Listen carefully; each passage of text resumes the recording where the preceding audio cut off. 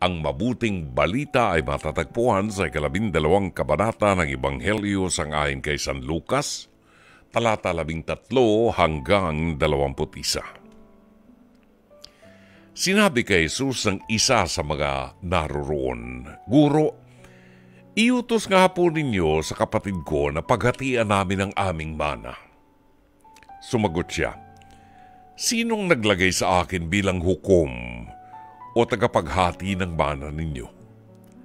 At sinabi niya sa kanilang lahat, "Mag-ingat kayo sa lahat ng uri ng kasakiman, sapagkat ang buhay ng tao ay wala sa dami ng kanyang kayamanan." Pagkatapos, isinalaysay ni Jesus ang isang talinghaga. Isang mayaman ang umani ng sagana sa kanyang bukirin, kaya't nasabi niya sa kanyang sarili, "Anong gagawin ko ngayon? Wala na akong paglagyan ng aking mga ani. Alam ko na, ipagigiba ko ang aking kamalig at magpapatayo ako ng mas malaki. Doon ko ilalagay ang aking ani at ibang ari-arian. Pagkatapos ay sasabihin ko sa aking sarili, marami ka nang naipon para sa mahabang panahon, kaya't magpahinga ka na lamang.